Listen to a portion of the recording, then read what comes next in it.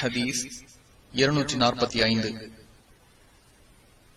Abu Hurairah ரலியல்லாஹு அன்ஹு அவர்கள் அறிவிக்கின்றார்கள், உலகத்தின் கஷ்டங்களில் ஒரு கஷ்டத்தை ஒரு மூமினை விட்டும் ஒருவன் நீக்கினால், மறுமை நாளின் கஷ்டங்களிலிருந்து ஒரு கஷ்டத்தை அவரை விட்டும் அல்லாஹ் நீக்குவான்.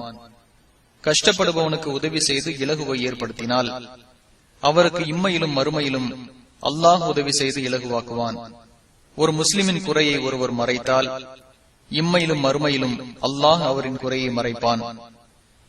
ஒரு அடியான் தன் சகோதரனுக்கு உதவி செய்பவனாக இருக்கும் வரை அந்த அடியானுக்கு உதவி செய்பவனாக அல்லாஹ் இருப்பான்.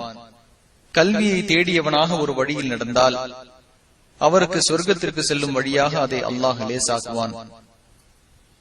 அல்லாஹுவின் வீடுகளில் ஒரு வீட்டில், அதாவது பள்ளிவாசலில் மக்கள் ஒன்று கூடி அல்லாஹுவின் வேதத்தை ஓதுகிறார்கள். தங்களுக்கிடையே அதை ஒருவருக்கொருவர் கற்றுக் கொள்கிறார்கள். அப்படிப்பட்டவர்கள் மீது அமைதி இறங்காமல் இருக்காது. அவர்களை அல்லாஹுவின் கருணை மூடிக்கொள்ளும். வானவர்கள் அவர்களை சூழ்ந்து கொள்வர்.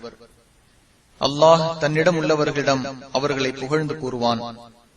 ஒருவரை அவரது செயல் பிந்தச் செய்துவிட்டால், அவரை அவரது பிறப்பு ஒன்றும் சொர்க்கத்தின் பக்கம் முன்னேற செய்து விடாது என்று நபி ஸல்லல்லாஹு அலைஹி வஸல்லம் அவர்கள் கூறினார்கள்.